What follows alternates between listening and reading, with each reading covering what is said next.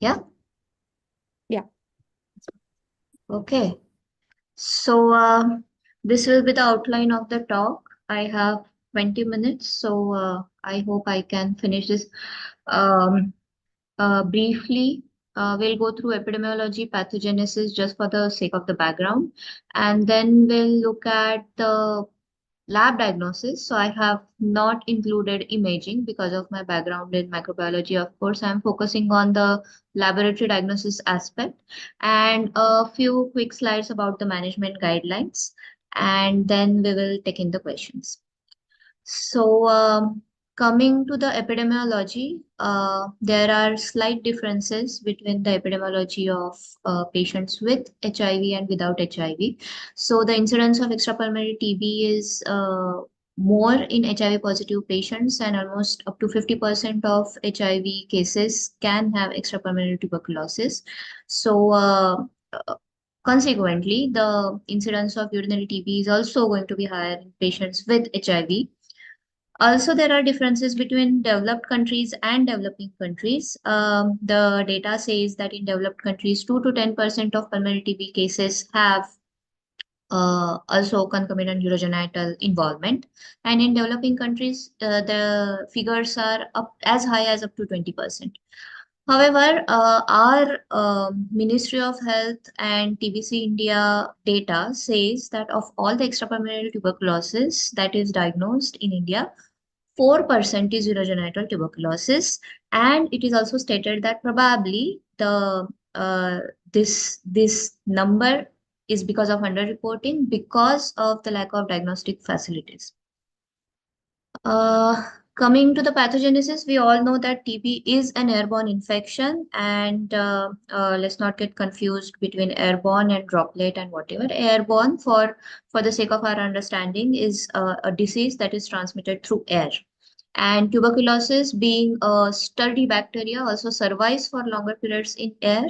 So is what you can say is more infective than most other bacterial pulmonary diseases.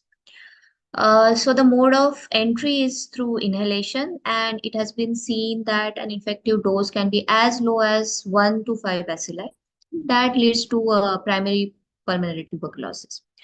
How it spreads to other organs is through hematogenous spread. It goes and seeds renal and prostate parenchyma.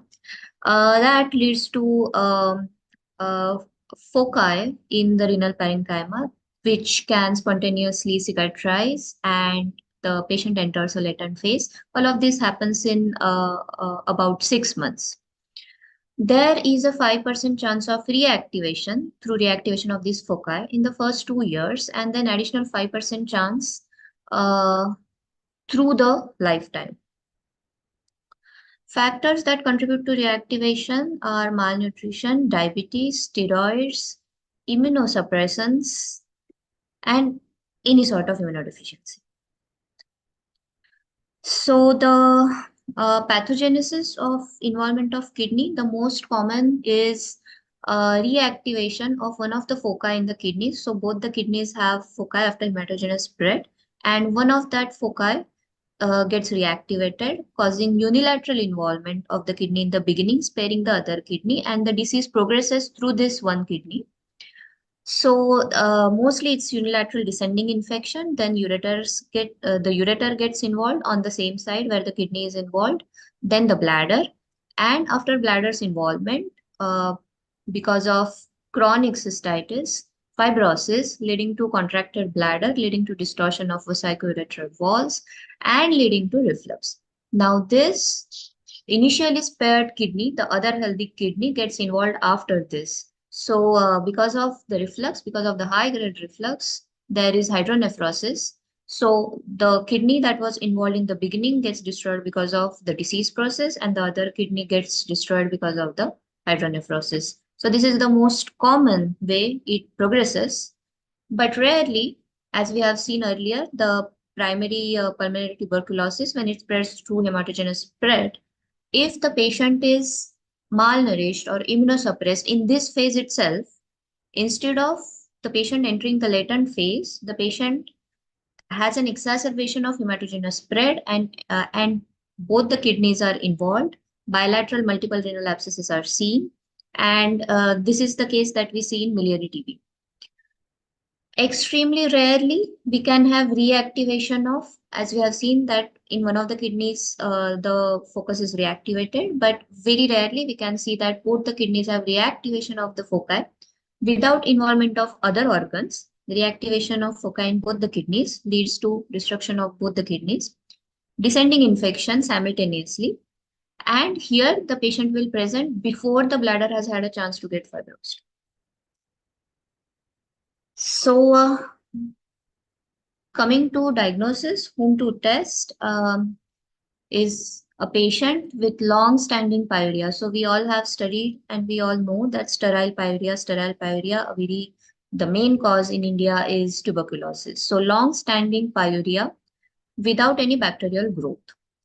And the symptoms are frequency, nocturia, hematuria, low back pain. These could be the symptoms. Also constitutional symptoms, unintentional weight loss, nighttime fever, chills, sweating.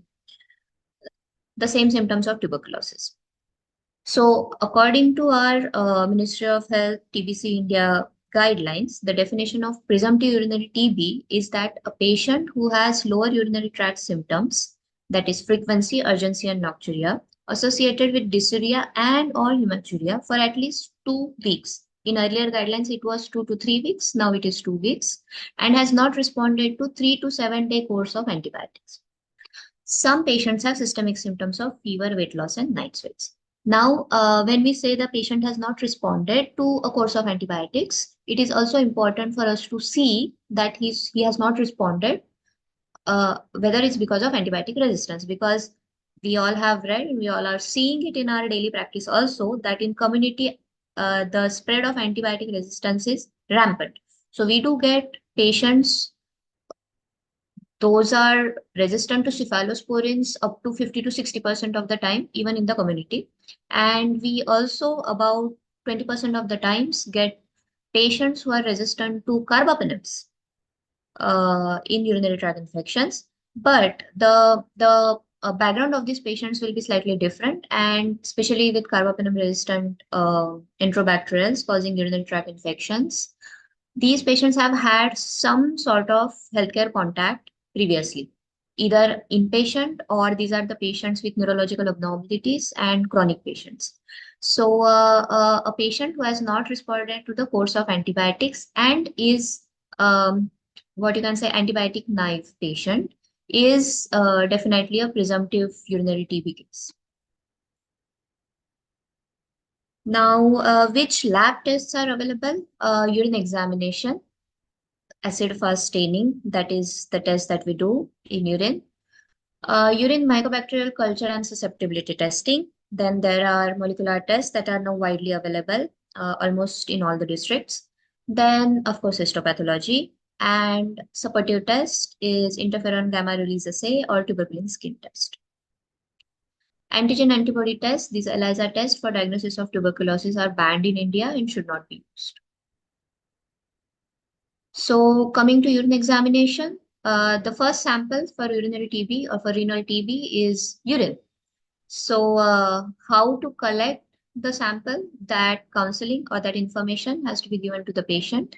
Earlier, we used to say that we want a 24-hour sample, but now we don't need 24-hour sample, but we do ask for early morning entire urine. So we give large containers to the patient, and the patient has to collect the entire urine sample in that container, and the sample has to be transferred to the lab within 24 hours. It is centrifuged, and then the pellet is tested for microscopy and culture, and the pellet is also stored for further testing if required. Also, it is recommended in our SOP also that 3 samples are important because the bacilli, the shedding is intermittent, it's not continuous. It's quasi-bacillary state. And another sample that can be taken is tissue sample, FNSC or biopsy. And this is very important that we take tissue samples for histopathological examination in formalin, and we have to take another sample in normal saline.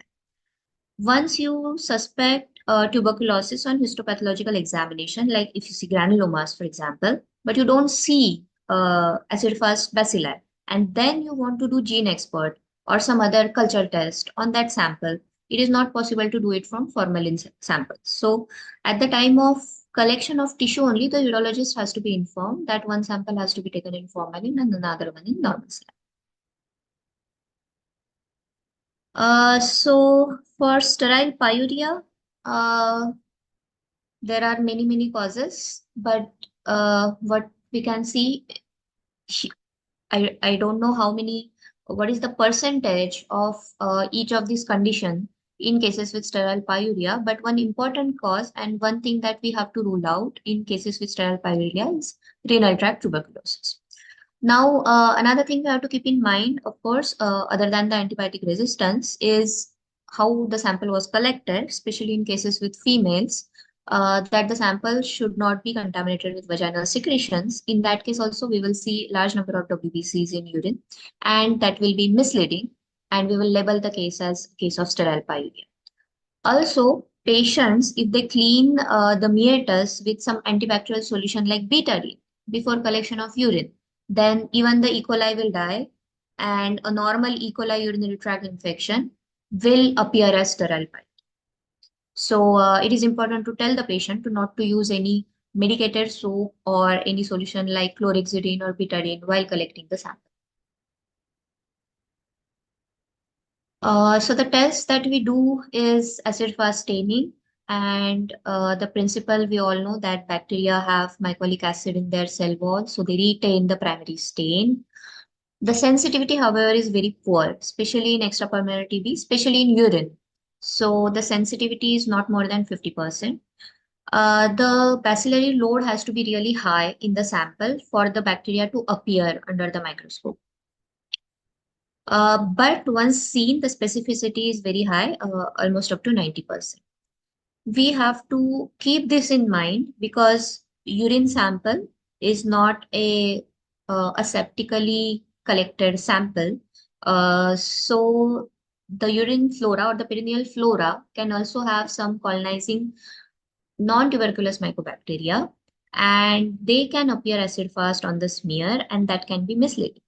So actually, European CDC recommends against routine microscopy of urine for acid-fast staining.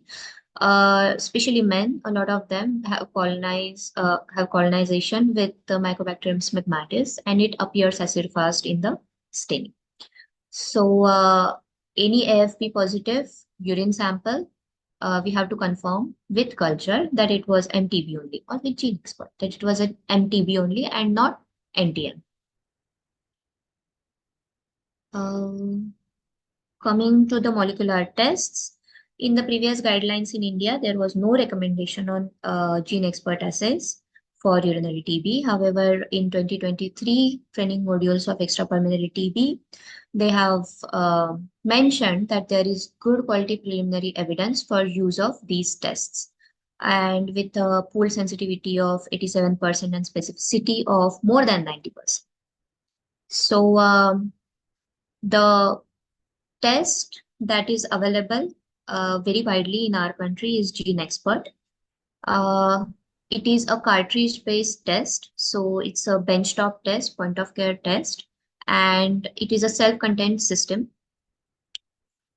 As we can see, only the sample has to be put in the cartridge, and then everything, the whole reaction takes place inside that cartridge. So there is very little hands-on. So technically, performing it is easy. The most of the machines that are available in districts are Gene Expert, MTB RIF, which was the earlier version of the cartridge. Now it is upgraded to Gene Expert MTB RIF Ultra. So Ultra is more sensitive because they have included two regions, two targets of mycobacterial chromosome. And so the limit of detection has gone down to as low as 15 acid-fast bacilli per ml. Whereas with the earlier version of Gene Expert, it was as high as 120 acid-fast bacilli per ml. So Gene Expert Ultra is a good test for extrapulmonary TB. diagnosis. If you can ask the lab or your diagnostic provider which gene expert they have, and if they have both the cartridges available, request for ultra for extrapulmonary TB diagnosis. So the initial study, which was done on the previous version of MTB-RIF, has identified that for extrapulmonary TB, gene expert does not do well, and when compared with cultures. So sensitivity was only 70% and positive predictive value of only up to 60%. Uh, there was another meta-analysis and systematic review, which found that the sensitivity again was not very great, up to 80 to 90%, and positive predictive value of which was very low, 20%. But Cochrane analysis of which compared the older version of Expert with the newer version has seen that the Expert Ultra has done very well for extrapulmonary TB, and especially these numbers are for urinary TB. That Expert Ultra has had the sensitivity of 100% and specificity of 100% compared with the older version of Expert. Now, this is about diagnosing the tuberculosis, whether MTB is present or absent. And in that same test, you also get to know whether rifampicin resistance is present or absent. Now, there is another test. There is another test or another cartridge that can be run on the same platform, that is GeneXpert MTB XDR, which has other targets. So once MTB is detected, this test can be performed immediately on the sample, provided that the load of MTB that was detected in the first test was medium or high. Now in extrapulmonary TB, it is very difficult to get higher load in the first test itself. And in those cases, the second test fails because it has a lot of targets and the limit of detection is high for this cartridge. So it is not very sensitive, but it is more specific, this cartridge. And it detects isoniazid, ethionamide, fluoroquinolone, amic acid resistance. Now it is somewhat good for isoniazid and ethionamide resistance, but is not that good for amic acid resistance or fluoroquinolone resistance also. Now, the genes that are targeted are very limited in this kit, and obviously because it's a benchtop point of care test, you cannot include all the genes. So the gold standard still remains culture and susceptibility. Even with isoniazid resistance detection, for example, if we test 1,000 cases where 50 isoniazid true resistance is present, it will detect 60 cases, like 10 false positive resistance it will still give.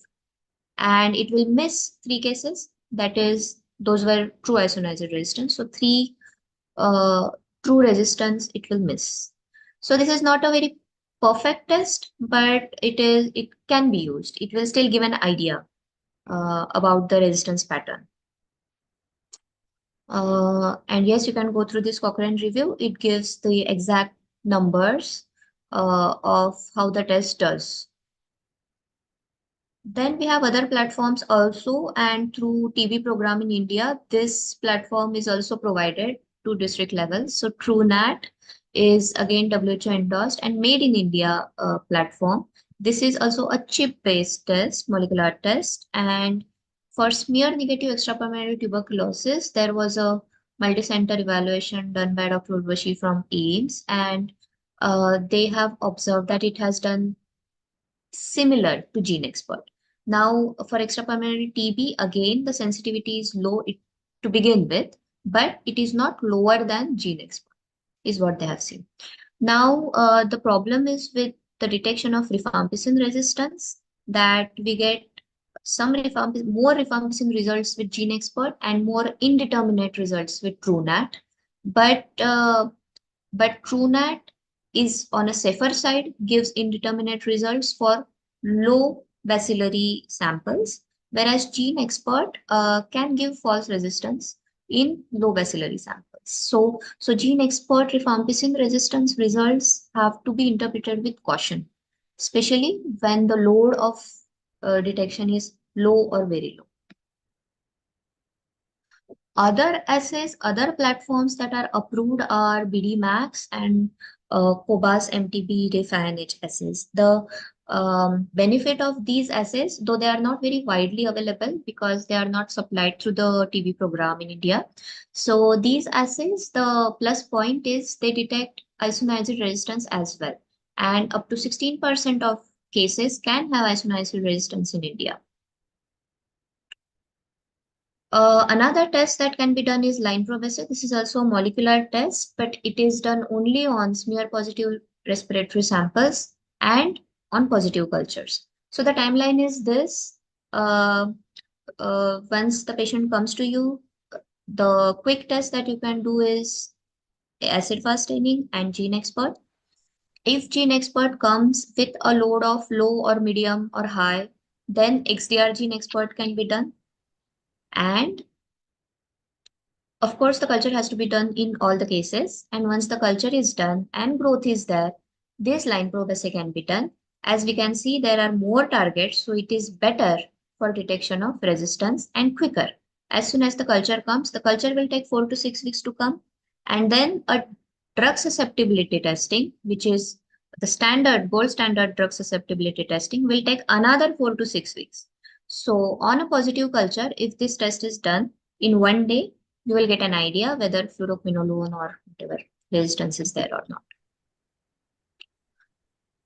Comparing line probe assay with expert, it has been seen that line probe assay has correlated 100% of the times with the sequencing results, and gene expert has correlated only 60% of the times for rifampicin resistance.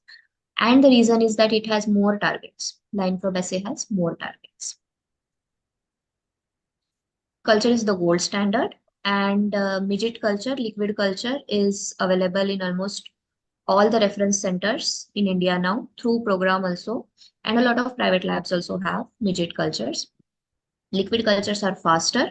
Traditional LJ cultures nowadays are not being done, and liquid cultures they run on the principle of radio labeled carbon, and as the bacteria grows and uh, releases carbon dioxide, labeled carbon dioxide, there will be a change in the wavelength of the fluorochrome, which is detected automatically. So a signal comes quickly when there is growth. So these are faster.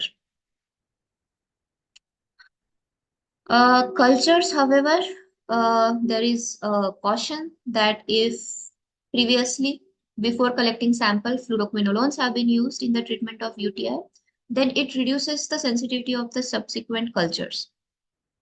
So for suspected TB cases, when an antibiotic trial is given for those 3 to 7 days, fluoroquinolone should be avoided, and that is given in our TBC India guidelines. Histopathological examination of the involved tissue sample, most commonly is the bladder tissue, can show granulomas. Histopath of these samples can show acid-fast bacilli within those granulomas.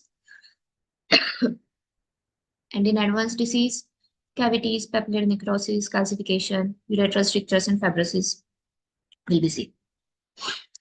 Now, coming to the supportive test. Now, it is very clearly written that tuberculin skin test or interferon gamma release assay, these are not the diagnostic tests, but these can be the supportive tests, especially in extrapulmonary tuberculosis. So, tuberculin skin test is cheaper, but is not very good, especially in a population of transplant or immunosuppression or in children. So in these cases, interferon gamma release assay is preferred. Interferon gamma release assay also uses a different antigen, is more specific for mycobacteria, whereas tuberculin skin test uses a purified protein derivative, which is kind of like prepared from uh, crudely prepared from mycobacterial cultures. Whereas in interferon gamma assay, the antigens are specifically extracted. ESAT6 and CFP antigens are specifically extracted and they are used for testing the response of WBCs against these antigens. This, we all know, this is the old Manto test and this is the interpretation. So India comes as a high prevalence country, so more than 10 millimeter is positive in India. Abroad, it is more than 15 millimeter. So this is again, there are many false positives in tuberculin skin test and in patients who are transplant recipients, which again are going to be your patients. So they can have false negatives or can have very small zones. Okay, so the European CDC has compared quantiferon gold, that is the IGRA assay, along with the TST, and the sensitivity and specificity, if we see, the sensitivity is good for quantiferon gamma assay, but specificity of both these tests is low, is hardly 70 to 80%. And in a special population of patients who are on chronic dialysis, now we consider them as immunosuppressed patients, the sensitivity, although was seen as 90%, the specificity was as low as 60%. However, the guidelines again mention that these tests are not used for diagnosing active TB, but in cases with extrapulmonary TB where smear is negative, where gene expert is negative, molecular tests are negative, where the disease is very possibacillary, these tests can still be used as supportive tests along with the clinical picture. Now coming to the management, very quickly we will see that the DSTB regimen. So earlier we used to classify patients differently, but now only two classes are there. One is a new case and one is a previously treated case. So once we know that the patient is rifampicin susceptible, that we will know on gene expert, for example, or we will get to know that through drug susceptibility testing or through line proboscis, whichever. Then we will call it as a drug susceptible tuberculosis. And the regimen that should be started as given by the guidelines is HRZE for 2 months, followed by HRE for 4 months. And in previously treated cases, 2 HRZES with 1 HRZE, followed by a continuation phase of 5 HRE. Is there a role of therapeutic drug monitoring in TB cases? So there have been many studies, and although it is not very widely available, some private labs do it and they offer these rifampicin peak levels. So rifampicin levels, it was observed that a lot of malabsorption and a lot of PKPD variations are present from patient to patient. And in one study from Mumbai, where they studied 100 patients, they found that almost 60% of the patients had subtherapeutic rifampicin levels. And what we say that the patient is not responding might not always be because of resistance, but might also be because of subtherapeutic levels of rifampicin. So therapeutic drug monitoring is recommended for peak levels, though it is not there in our national TB program. It is worth taking a look at this and checking rifampicin levels 2 hours after the dose, and for the first time 2 hours and 6 hours after the dose. And the peak levels that are mentioned in the literature should be between 8 to 24 milligram per liter, and levels as low as 4 or 6 are associated with low response. Follow-up for the TB is at 8 weeks, that is at 2 months, and at 6 months with culture if the first culture was positive. Okay, and then repeat imaging and watch for, of course, the clinical lower urinary tract symptoms, LUTS, suggestive of small bladder capacity, where the urological intervention has to be taken, the surgical intervention has to be taken up, and for deteriorating renal functions. Now, DRTB guidelines, they came up in 2021, and from when we studied, a lot of things have changed in this. So PMDT, that is, those are called PMDT guidelines, Programmatic Management of Drug-Resistant Tuberculosis. Now they classify DRTB like this. So the definitions are like this. And if we see, the definition of XDR-TB has changed, right? What we studied was MDR or RRTB with fluoroquinolone resistance with one or more injectable aminoglycoside or injectable drug, second line drug. That was the earlier definition. And now the XDR-TB definition has changed to one of the group A agents. So this grouping was also not there previously, and now we have the grouping of anti-TB drugs like this. For DRTB, group A drugs, those are the core drugs, are levofloxacin, bedaquiline, and linezolid. Bedaquiline and delamanid are new drugs which were not there earlier. Group B is clofazimine, cycloserine, and terizidone, and group C is ethambutol, delamanid, parazinamide, imipenem, meropenem. If we see, the injectables have gone down. So injectable amikacin or streptomycin now is not there in our shorter oral bedaquiline containing MDR TB regimen. So the shorter oral bedaquiline containing regimen includes bedaquiline, levofloxacin, clofazimine, parazinamide, ethionamide, high dose isoniazid, and ethionyl. Longer course, when there is high level isoniazid resistance, when both CATG and INHA mutations are present, when that is when isoniazid cannot be used. If one of these genes are present, either one of these, still high dose of isoniazid can be used, and we go for the shorter oral bedaquiline based regimens. But if high level isoniazid resistance is present along with fluoroquinolone resistance, then the regimen that we have is, there is no separate IP and CP in this. It is levofloxacin, bedaquiline, linezolid, clofazimine, and cycloserine. So these are the new guidelines with new regimens. And of course, I'm not going to discuss this in detail, but what is the future of TB management is TB preventive treatment, which is already there in our national program. We have guidelines. Excuse me. We have guidelines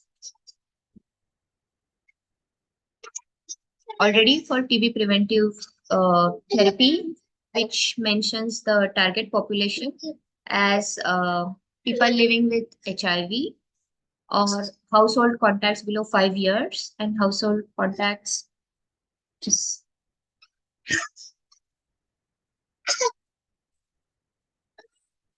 and this is of interest to us because patients are just give me 1 minute. This is my baby who wants to say hi. I am very sorry. That's fine.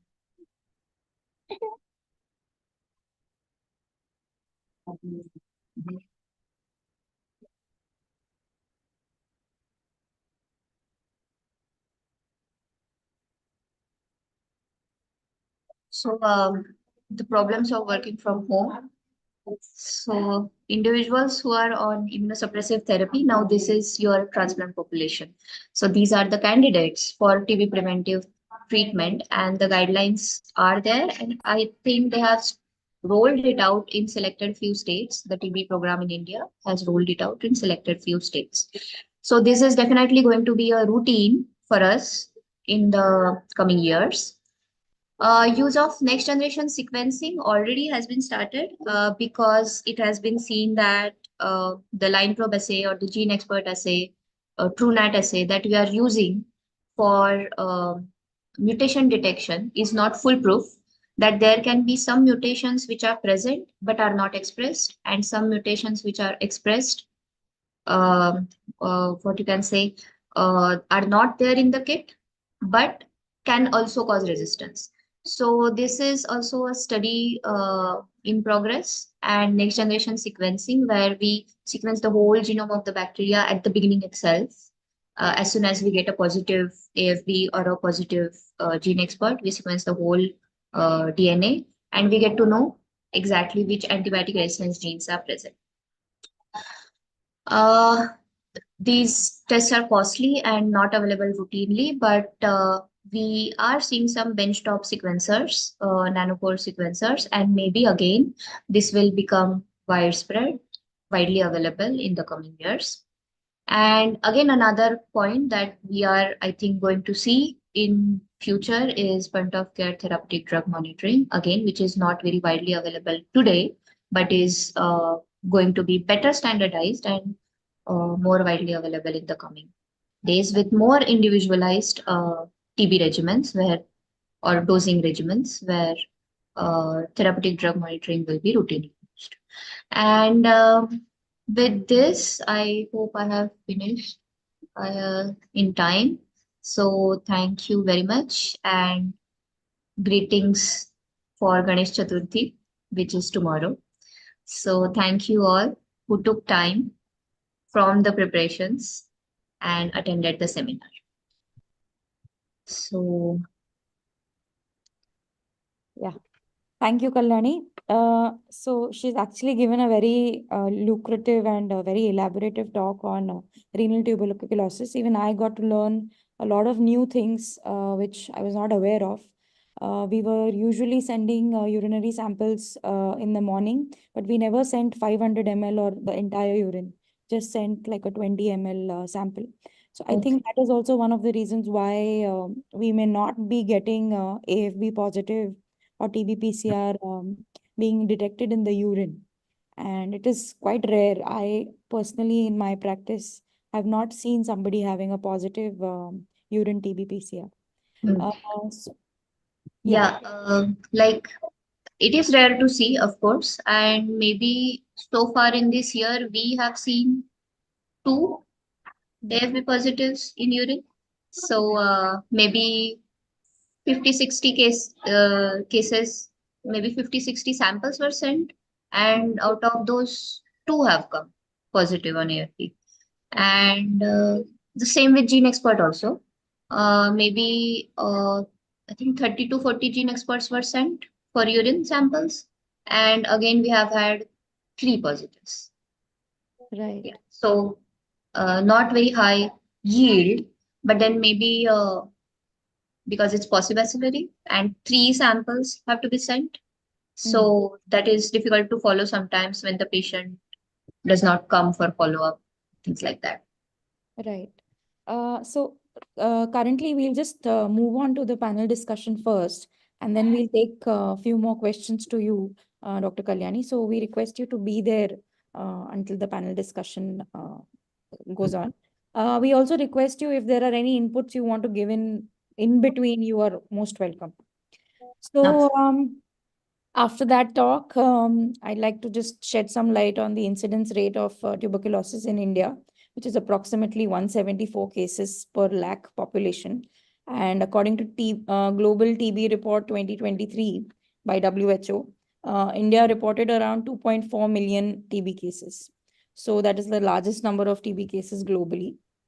And as Dr. Kalyani has mentioned, a lot of miliary TB cases that can progress to urogenital TB in the form of unilateral renal tuberculosis or abscesses that go unnoticed, and that progresses to an entity where we still don't know why patients develop chronic kidney disease or small shrunken kidneys.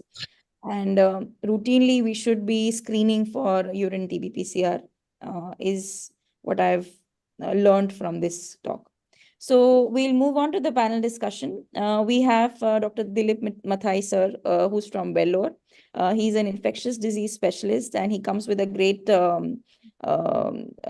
knowledge about tuberculosis.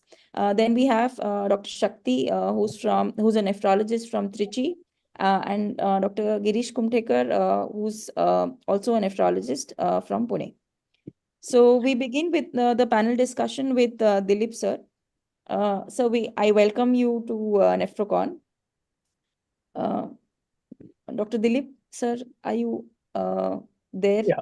Yeah. Can you hear me? Yes, sir. Yes, sir. Okay. Thank you. Thank you very much for your kind invitation. Yeah. And Dr. Kalyani, that was a nice presentation. I learned a lot. But let's see whether I'm able to balance what you said and put it into our talk together. Anyway, we have got this case that you have provided to us. We have a patient with CKD on dialysis and develops, this is the one, and develops a pleural effusion. Well, this is a very common thing that we see.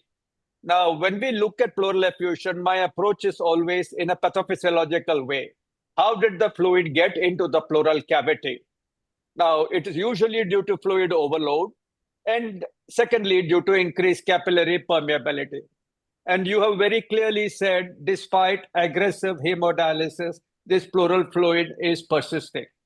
Most nephrologists, how aggressive, twice a week or thrice a week, 4 hours, 3 hours, it all depends on what the patient can tolerate. But basically, the creatinine level is maintained around 4, I think so. Now, that means whatever it is, the inflammatory product is still remaining. So let's assume that CKD by itself can produce a fluid overload as a result of mild uremia. So we have to be very careful in designing our plan for this patient. Now there are other factors. Now the patient may have got a pneumonia, and you can get a pneumonic effusion, or you can get a pulmonary emboli, and you can get an effusion. Or this patient has had SLE in the past, or this patient has really got tuberculosis or got malignancy. I don't have the age of this patient, so I don't think malignancy is there in my consideration. But anyway, now, usually when we see this fluid, most physicians would try to get an analysis of that fluid. We have all grown up using the Lights criteria to see whether it is a transudate or an exudate. I'm not going into the details of how the Lights criteria determines whether it is exudate or transudate, but fundamentally, if it is an exudate, the sensitivity is 95 to 98%, and the specificity is almost 95 to 98%, stating that this particular thing, if it is an exudate, that you can be sure that it is not due to hyperproteinemia. In other words, what I'm trying to say is the fluid transudates out into the pleural cavity, protein is kept back, and you have got a hypoproteinemia in the pleural fluid. Now, if you look at it, most malignancies, most TBs are all exudates, and you'll find that the pleural protein is high. Having said this, most physicians can decide whether it is a transudate and exudate. If it is an exudate, it's more likely to be TB, malignancy, or any of the other features like infected pleural fluid, etc. Now, come to the next step. Having said that this is an exudate, now, how can I rule in TB? Well, everybody knows that CKD or patients on dialysis have a high relative risk of getting active tuberculosis. In other words, it's almost as high as relative risk is as high as 25 to get TB, to get active TB. So you've got a high pretest probability in a patient who has got an exudate that it could be TB. Now, malignancy can be ruled out as long as it is not hemorrhagic, or you've got exfoliative cytology to say that there are no dysplastic cells. So now we have to rule in TB. Now, we just heard Dr. Kalyani's presentation. If they do not grow mycobacteria for me, I'm dead. I can't confirm. If they do not detect it on NAT, then I'm dead. I don't know which way to go. So now I come into empirical set. What is my empiricism? I've got a high pretest probability. The relative risk is very high, but my microbiologist is not giving me the answer because that is the gold standard for making a diagnosis of TB. So then I go in for chemistry. What is the chemistry that I will look for? I want to rule out congestive cardiac failure, which can also occur in such patients. And when you treat such patients with diuretics, you will find that it becomes an exudate. In other words, the water comes out and the protein remains there, and you get a higher level of protein, suggesting that it is an exudate. So we do an NT-proBNP, to find BNP to find out if the levels are very high, not in the pleural fluid, but in the blood, both levels match. So if it is high, then we know it is due to congestive cardiac failure, and we go in that line. So now we are left with, because congestive cardiac failure is also a high probability. Then we go, so cytology is negative, whether it is neutrophils, it tells me it is an acute presentation. If it is lymphocytes, yes, maybe it could be due to TB. Now, TB is coming up very high in my mind. Now I use pathophysiology again. How did this TB get there? We teach by saying that there is a subpleural foci and that has ruptured. Or we teach by saying that this is a delayed type hypersensitivity reaction and you have got exudate in that as a result of this DTH, delayed type hypersensitivity reaction. So now pathophysiology tells me probability of TB is high with that exudate. But I don't have a microbiological or a cellular diagnosis, so I go in for a histological diagnosis. The only way I can get at that is to do a pleural biopsy. Now, doing a pleural biopsy on a patient who's already on hemodialysis with the anticoagulation going on, I feel a little uncomfortable. But nevertheless, as a Puritan, if you want a tissue diagnosis, then you have to do a biopsy. You can do a biopsy with a thoracoscopy or a video-assisted thoracoscopy, or you can do it with the Abrams biopsy, or you have to do it with the TrueCut. We recommend, it's not possible. You have to get a 6-segment biopsy, because if it is pleural TB, it is diffuse affectation, and you will be able to get granuloma, or perhaps you can get the tissue and give it for AFP culture. Now, if these are not available, what is the next step? Now, you've got empirical therapy, go ahead and start the treatment. Or you wait for some time. How long can you wait when you know that the pretest probability or the relative risk is very high without the treatment? So now it is not. So now if you wish to do you have done the IGRA test on this patient. I'm not sure whether you have done the IGRA test on this patient.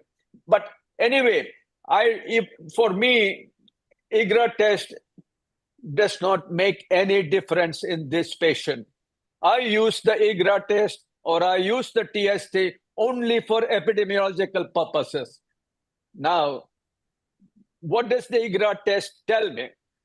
The IGRA test tells me that, Dilip, you have got mycobacterial antigens in your bloodstream, or which you've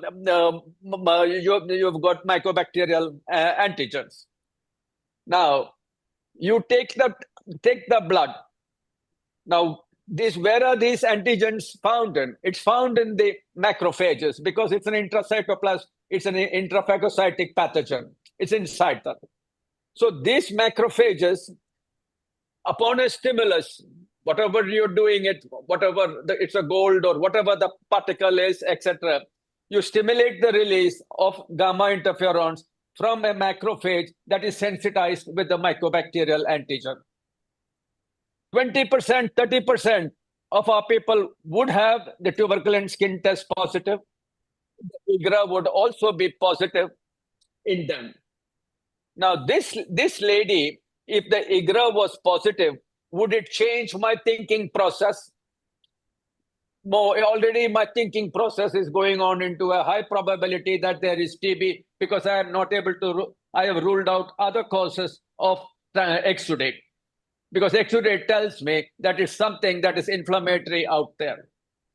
IGRA positivity is not going to add on to my thinking process. Dilip, you're on the right line.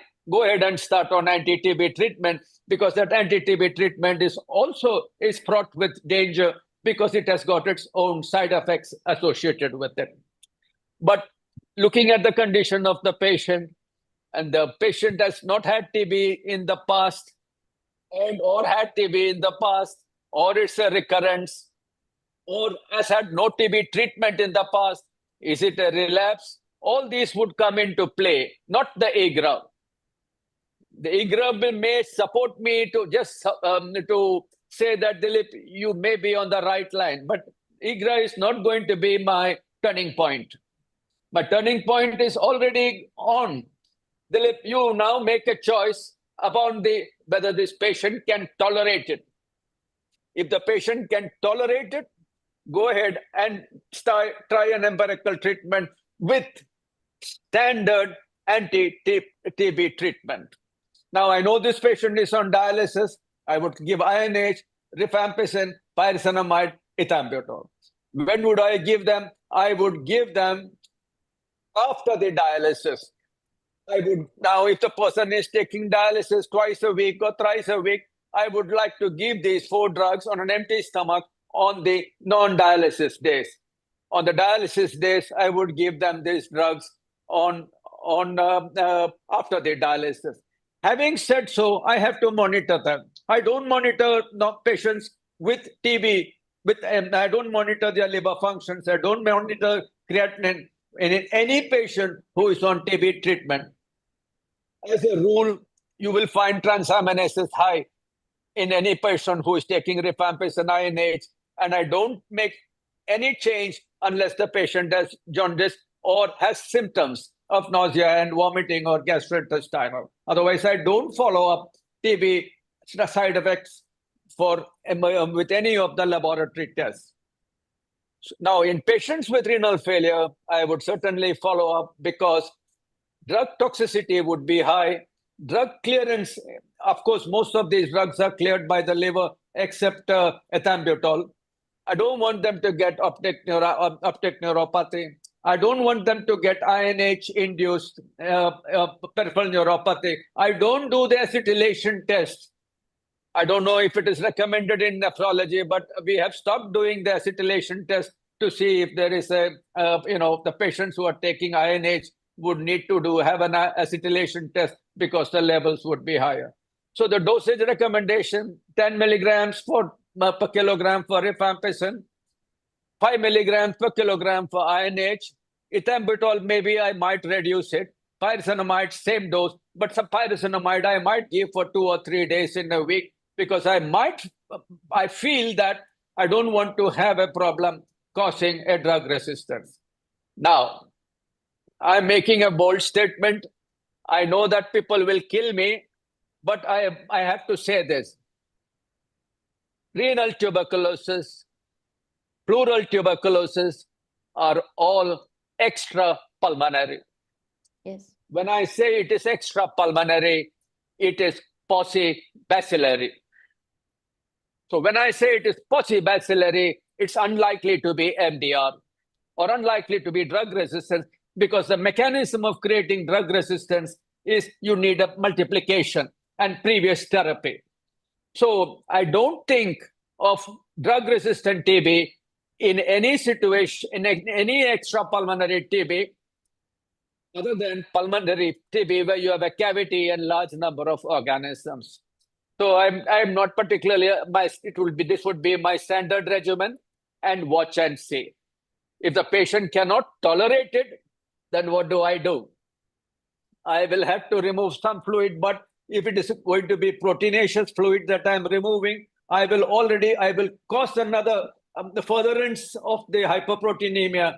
And I like protein. Even today, I take protein. I have to build my muscle because protein is essential. And for patients with chronic renal failure, I recommend protein because you're anyway losing protein in some amount of the dialysis as such.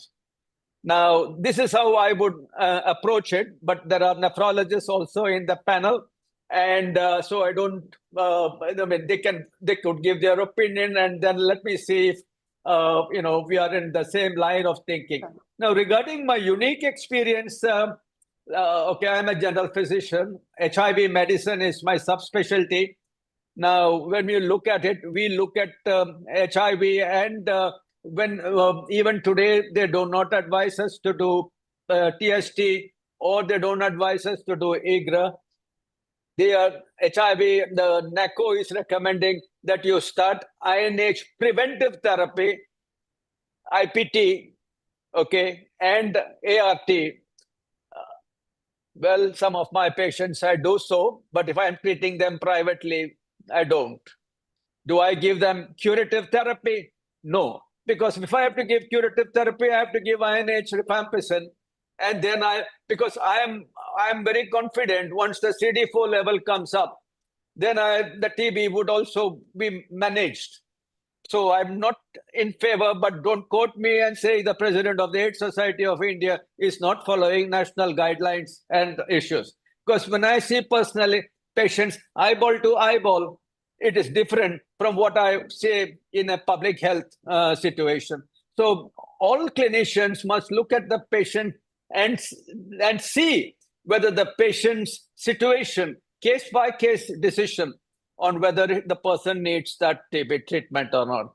Otherwise, my unique experience in tuberculosis in general nephrology or in the general ID is related to granulomas, disseminated TB, kidney getting affected, pyelonephritis, or stricture.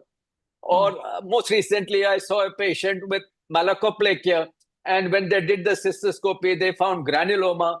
When they found the granuloma, somebody saw something resembling AFB. When we cultivated it, nothing grew. Then some other person grew Mycobacterium atypical. Then the confusion went on. Then we tried to grow it again, couldn't grow it again. So in summary, if you really want to treat a patient with proven tuberculosis, you must get a culture, must have the microbiologist do something for us in terms of the genome and using the next generation, the NGS or midget growth, and tell us which way to go. But until then, we follow the same simple therapy, never the drug-resistant therapy for TB. In renal TB, I have not started renal TB with I have not treated drug-resistant TB in extrapulmonary tuberculosis. Thank you. I'll listen to others, and then probably we can have some questions. Thank you, sir. This was basically these questions to you, basically a general scenario which we come across in nephrology. But we'll just pinpoint to one case which I'd like to ask the nephrologist and, of course, Dilip sir and Dr. Kalyani. So this is a routine thing that we see, especially in CKD on dialysis or even transplant. But this case I'd like to discuss in detail.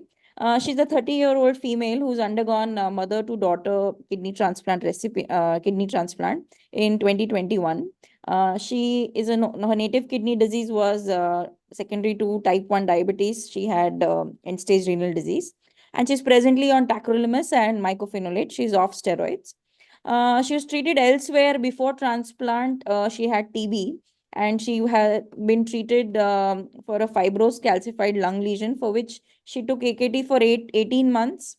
And just prior to transplantation, also she was on follow-up with us while she was on dialysis. She had a relapse-like situation wherein we did not want anything. We did not want to take a risk regarding her TB reactivation after transplantation. So she had taken another dose of 6 months of AKT just prior to transplant. In August 2021, she underwent transplant. Now, today in 2024, in August 2024, she had an episode of blood tint sputum in the month of July, followed by an episode of fatigue and leukopenia, where her counts went down to 1700. And we got a chest X-ray. There was nothing on the X-ray. Her CMV, BKV, everything was negative. But because of leukopenia, we stopped MMF. Now, because of this whole history that she has, we did an IGRA, which was positive. And as per this interpretation, what I was given on the test report, we were in a dilemma whether what should be done, like whether she should be on AKT or not. So we just sent her to a pulmonologist. And just 2 days back, we got her report, or we got her opinion from the pulmonologist, who started her on clarithromycin, and that's about it. He did not pay much attention to IGRA, or he did not get her scans done or even a scopy repeated. We are just following her as of now. So this case highlights a lot of things regarding whether IGRA is helpful in CKD or on dialysis patients or transplant patients. And also, I'd like to have an opinion of Dr. Shakti and Dr. Girish sir regarding this case. Some comments from you all. Now, let me give you my comments from a general physician point of view. Number one, it is okay for you to have started anti-TB treatment in, let's say, for the first time, 18 months. Good. Then you gave another for 6 months. Very good. I don't normally give the second course if I do not have microbiological evidence. First time, trial, okay. Second time, to give it again on empirical, not okay. But doesn't matter, we have given. Now you've got a patient with a high risk post-transplant. It will be lethal if you lose somebody on tuberculosis. Yeah. So you, and patient is also on the, calcineurin drugs and okay, on significant immunosuppression with a count of 1,700, possible. But I will now blood tinge sputum. Whenever you see hemoptysis, it means active TB. If there is TB, you must be able to get AFB on smear. But I am not one who proposes that you should make the person cough, cough, cough, and bring out more blood and sputum. And have a problem of hemoptysis. If you can get AFB grown, then treat. If you cannot get AFB grown, why are you treating? What is the value of IGRA test in a patient who for twice had positive TB or had presumptive TB pre-transplant? What is it going to tell us? Nobody knows when the IGRA test will become negative. If I am positive today, nobody knows when it will come negative. So I won't sell myself based on that IGRA, but you have to go the right way because the patient is a little different from somebody who's had a transplant. And if you have a problem, you should go search a little bit more rather than, because you are not, what if it is not TB? What else is causing it? We don't have an alternate diagnosis. You should say that what do you think it is? Like, for example, fatigue is not a great thing. You must have objective symptoms of something. As you got weight loss, as you got any other, have you ruled out other conditions before you start on anti-TB treatments? Right. Dr. Shakti, Dr. Girish, sir, are you there? Yes, ma'am. Yeah. Two things what I'd like to discuss is that the past history of tuberculosis is significant. And even if you have not done an IGRA for this patient, based on the past history, you would like to evaluate the presence of TB, right? So, and in a transplant patient who is already immunosuppressed, as you know, IGRA depends on the effector T cells to produce cytokines, and IFNC is the main thing which we look at. So, rather than looking towards the IGRA, I would suggest we look at further imaging and consider bronchoscopy if possible for this lady. Because we'll also have to rule out bronchiectasis or any other pathologies which could be causing the hemoptysis. Right. Rather than bluntly starting an ATT, I would request to have a further imaging test conducted on this lady to have a clarity. Right. Girish sir, your comments, please. Yeah, that looks quite comprehensive because I will not start ATT unless I have a definitive diagnosis. Right. And the second confounding thing is why the WBC count has gone down. Right. So bone marrow biopsy and aspiration may be high on my cards to just find out what is happening. Right. Because these the ATT drugs, they are likely to cause some element of cytopenias, leukopenias by themselves. So I don't want to push her and enhance the dilemma which we are already having for the low WBC count. Right. So basically, this will be my thoughts. But having said that, tuberculosis is high on the cards, and I was just wondering why she is not on any steroids. Was you following any steroid sparing protocol or something like that? Yeah, basically she's type 1 diabetic, sir. And Okay. other two daughter, and secondly her creatinine is 1.1, 0.9, 1.1. And even after stopping MMF for 3-4 days, we have been monitoring her. In fact, we had to give her Nukain to stimulate her bone marrow. And then with a shot only, her counts jumped to 1800. So we didn't really get very aggressive in case of her, because most of our patients, either they don't have a sample that they can give in, or they're not willing for an invasive investigation, especially when they have already undergone transplantation and they come for monitoring on a routine basis. So as of now, because it's a very recent case, she's on follow-up and she's on clarithromycin. And we are planning to get an HRCT chest if at all, this whole scenario of whatever she is going through, it persists in this month. So having said that, I'll go to my next panelist, because we are short of time. So Dr. Shakti, I'll just ask you these two questions, because we do not have much time on the unique experience related to TB nephrology. So Yeah. genitourinary TB has become a diagnosis of exclusion, but Dr. Kalyani has given certain pointers wherein it has helped us that we can diagnose it better, and probably if we practice that, maybe we can get a diagnosis. However, in clinical practice, she also said that miliary Cox leads to unilateral renal TB and then renal abscesses and things like that. So, in your perspective, when you are practicing, when do you suspect GUTB, especially in the background of borderline kidneys, no other cause being found, and do you initiate AKT in such cases? So GTB is something which we often overlook because it's a mimicker. And I'd say we like to think about GUTB when there's, as ma'am said, recurrent persistent UTIs that don't respond to standard antibiotics, a consistent state pyuria, or unexplained symptoms like hematuria, dysuria in a patient with no other causes.